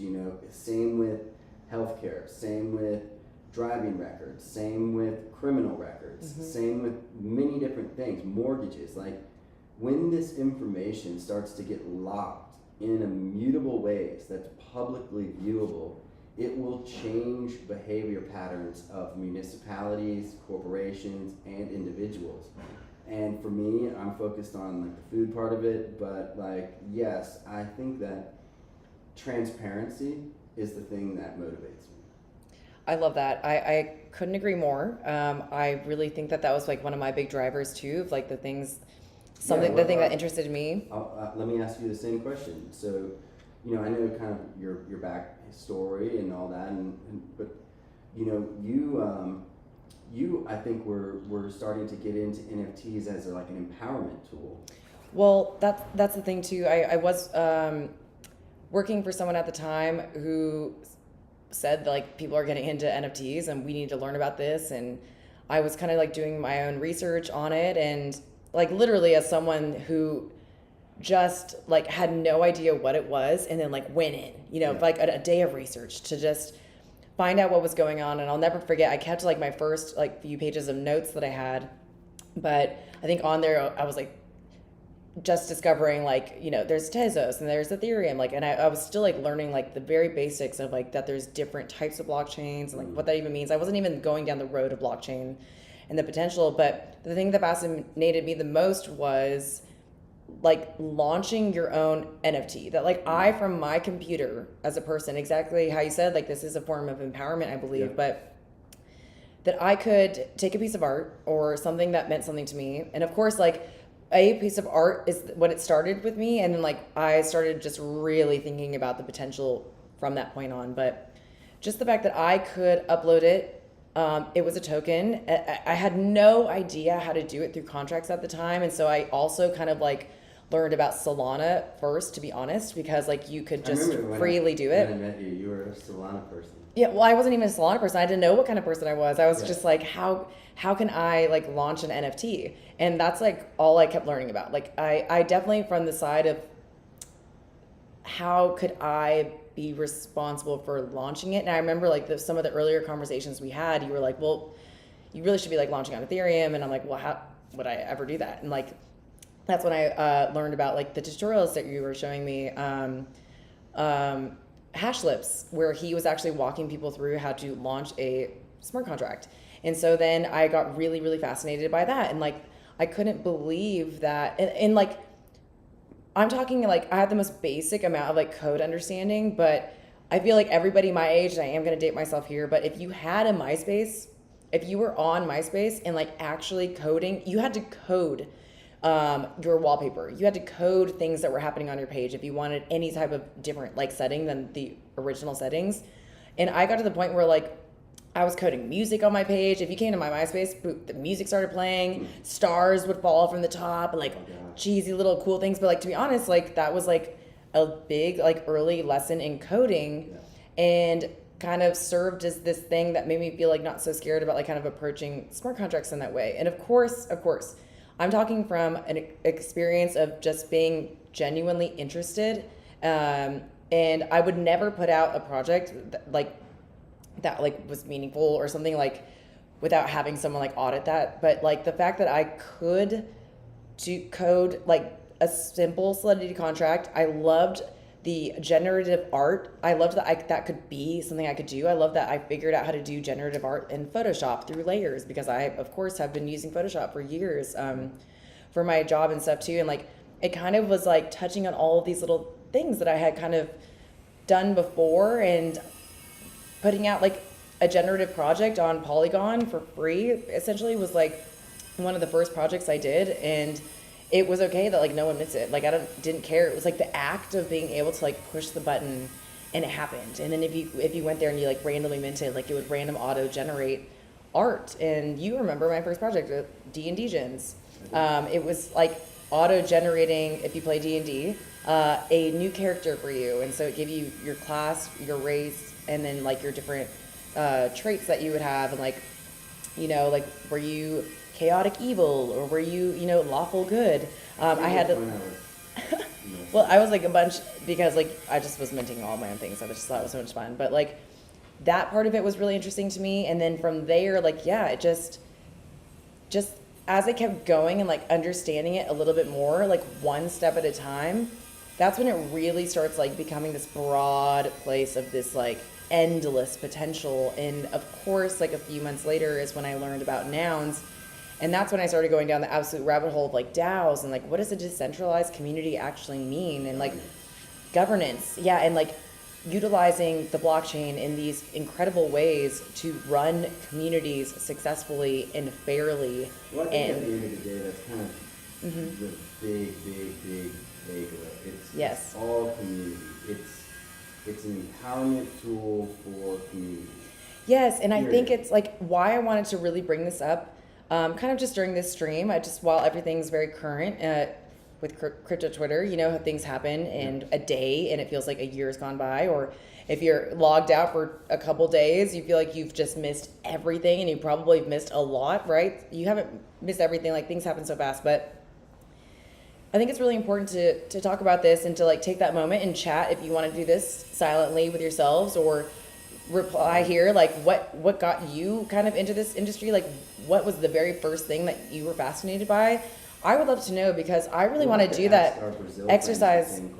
Well, I really want to do that exercise with people, because I think it's important during these times where maybe projects or certain people and stuff are like doing things that you feel like you're like, what? Like that feels like so far off from what I believe this space to be, or the potential that I see in this space. And I think it's really important too, because you know, there is this overall conversation about NFTs being a scam, right? That we constantly, as people being in this industry, have to like overcome from like when we're onboarding brand new people.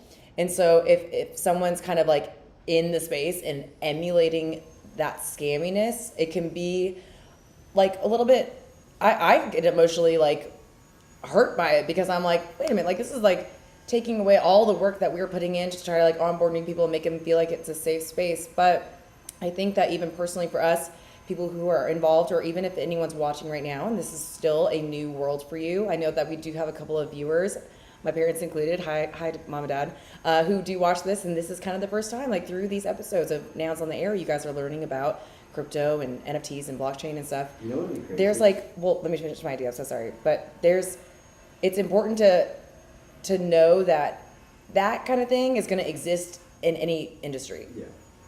People that you just heavily kind of don't agree with are going to be in every city of the world. You know, like these are kinds of things that you just have to know. Like that's why I feel like it's an important exercise to like remember why you got involved in the first place, or the first place that you heard about it, or that first thought of potential, of future potential that you had, like when you were kind of messing around with NFTs and crypto for the first time. I just think it's an important exercise to do, especially like in these a little bit strange times where we're seeing a lot of like people kind of coming out and just doing nothing and gaining a lot of attention. I do feel like we've heard these words, attention economy, thrown around a lot in crypto Twitter over the last like couple of weeks.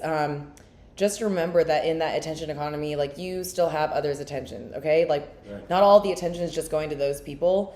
We're all still here together. We're all still building, and don't be afraid during these times to continue building and to continue trying to connect with people, because I promise you, probably more times than not, someone is like actually relating to you and feeling exactly like you, and probably doesn't necessarily want to participate in the things that they don't believe in. I feel like a lot of people feel that way, even though kind of visually it can look like that's not the case right now. You know, it's one big, you know, sourdough. It's just a lot, you know, and like you said, and it's very true, like it doesn't matter if you're in real estate, the stock market, the food industry, farming, like there are breakdancing, wow, you know, DJing, bedazzling, sailing, bedazzling. There's gonna be people that bedazzling is actually, that's actually a career, you know, like I don't know if you remember, like do you remember when it was trending to be like to vajazzle? Do you remember the vajazzling trend that was happening? I feel like as a fork of, I feel like as a sub project of Nouns, we are family friendly. Of course, I know what vajazzling is. Not opposed. Probably not going to talk about it here. I'm just saying. My point though, every industry. It is every industry. In the same way, like if I'm in the food industry and I'm like a young chef coming out of college, I'm like, okay, I need to go find a cooking job. Like, do I go cook over here? Do I go cook over here? Why would I go cook over here versus over here? Like, you have to have goals. You have to know yourself. You have to have set targets on it all. And at the end of the day, you do have to do like a constant reevaluation. And I think that maybe we can, we'll get better and better at giving little bits of advice and helping people, do their own research and all that. But what I was going to say, for me, one of the biggest measures of the success of our show will be when your parents reach out and they say, you know what, I bought blah, blah, blah NFT and I have a wallet and this, that, and the other. Like, those are special moments, when you are bringing in people in the right way. There's so much to be said for that. Like, it's like the foundation for a building. It needs to be strong. It needs to be the strong part to make the whole thing work. And I think that there is this constant pressure of like, well, what's next? Did I miss something? Am I gonna get wrecked or whatever? And so it is very hard to keep a clear head. Have normal human emotions. Allow yourself to have a cry. Allow yourself to high five someone. Like. That is okay, because even though there are code and computers and servers and these mechanical things making some of these things happen, they do affect everyday people's lives. And I think that for me, that's what, I might need that cord. For me, that's like what really we're here to do in Brazil. My number one goal is to point the camera at these guys, get them in the documentary and gals, like, meet as many people as we can. Like, go give Bob a big hug and say, thank you for hanging in there with Nouns.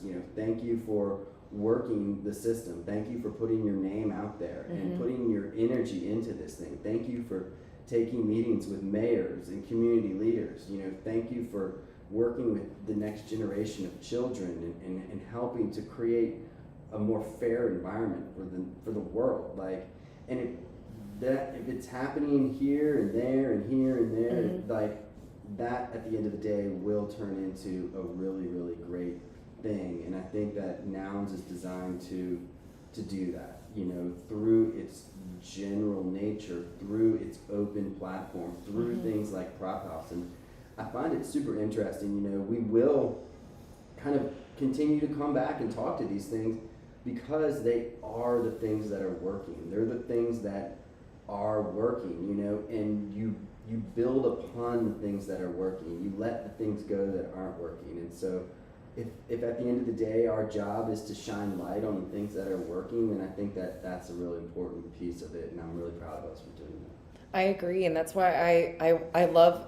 and really want to maintain our voice as this kind of like, not delusional positivity, like I joke around a lot too, but like this radical positivity in the space. I'll get plenty grumpy, don't worry about that. Well, I think it's important because, I'd like to be reminded, why I came in here, and like I'd like to see, like I think another good example is, and I'm just going to speak personally, if you've ever had those experiences where you've had a job and whoever's in charge of you, or maybe whoever's in charge of that person, like, the ladder of whatever, what do you call it? Not the chain of command. The corporate ladder. The corporate ladder. Yes, this chain of command, like the people that you have to, respond to. If you've ever had that moment where you're kind of just like, am I like a little bit more dialed in than like my manager? Like, it can be a little scary. Or you can like have that moment where you're like, I feel like I would maybe be doing a better job. And if you like aren't just like delusionally having that thought, and you really are just like, you have great work ethic, or you really do know a little bit more about a topic than maybe someone who was hired earlier than you or has worked their way up the ladder in some type of corporate way. Like, if you're that kind of person, I think the thing to remember in this industry is everybody here is a perceived leader. Unless you have been specifically hired to do a specific job, for the most part, it's all founders. It's all, you're your own leader. If anything, this is an industry where you can practice and build upon your leadership skills, because I do believe that everybody has leadership skills. I do not like when people say that there's leaders and then there's followers. No. We all lead and we all follow. That is a natural thing within all of us. But maybe if your leadership side hasn't really come out yet, you haven't really found your thing that you want to lead in. But in this industry, you do have an opportunity to be a solo sort of leader, and there is only perceived leaders here. Do not be disheartened by people that look like they're leaders of this industry who are maybe doing things that you just don't agree with. There are plenty of people who are out there and empowering others and leading in a really great way. And I just think it's really important to remember that, be reminded of that. I see great leaders in this space every single day, and I will not let a couple of people who, for me, are kind of not really representing this industry in a great way. Like, I won't let that ruin them for me, because then I'll also like humble myself and say, yeah, but like them representing an industry, like we haven't elected any of these people, guys. Like, this is an open playing field. This is the Wild West. You practice your leadership and practice your following skills, and you get to choose. What do you say in the kitchen? You're only as good as your last plate of food. Ooh, see? You can be the best chef in the world. You can have a 20-year reputation. That's great. And the second that you stop caring and you serve crap and you do it with a bad attitude, you're done. Well, and in that same breath too, like you can make like the worst breakfast ever, like that didn't taste good, but then you can turn around and make an amazing lunch. That's also very positive on Toshi. Well, as we're rounding out the show here, Chefo, any last words that you would like to say to kind of like bring it all to a close here? Brioche get in my belly. Brioche get in my belly. It was the best brioche I've ever had. It was fluffy. It was this freaking big. It is already like made of butter, and then they buttered it up. And, oh man, that brioche, like it slowed me down a little bit. It just made me think. Like I don't know.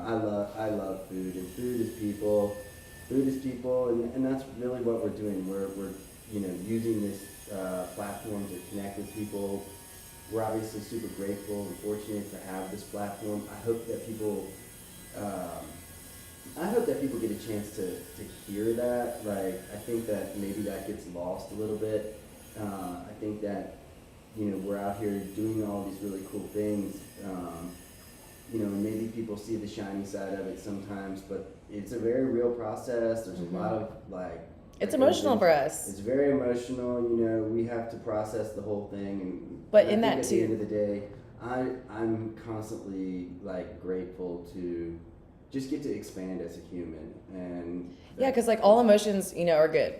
Yeah. Nothing's good or bad. Like we are all of it. And as I closing out the show here with you, and thank you for everything you've done. I just really wanted to say thank you for being a positive, showing us what positive leadership in the space can be, and thank you for being one of the people that is thinking about this great huge future potential for what everything could be, because it's going to be ideas like that and people like you that are going to continue to drive things forward in a very positive way. So thank you so much, and for everything that you contribute to this show. People like you too, well, obviously, thank you, Chefo. I really appreciate that. I'm going to switch over just to the main screen to close us out. Wow. This has been a great episode 21. I really thank you guys. We are only here because of you. Thank you, Nouns down to all the holders that voted for this proposal to be here. I love doing this live stream. It's become my favorite part of the proposal, to be honest. And, just getting to have these conversations with everybody. It's very meaningful to me, so let's close it. Thank you guys so much. This has been Nouns on the Air with Optoshi and Sheppo. Live every Thursday, Friday, and Saturday, 10 a.m. to 12 p.m. PST West Coast time. We will be here in Sao Paulo, Brazil for the next 2 episodes, and we can't wait to see you back here. So we will see you tomorrow. I'll make an announcement. We're going to have to change the time, I think, so we can go to this NFT Brazil event. But thank you, as always, for tuning in. Let us know what you think, and don't forget to subscribe. We'll see you guys later.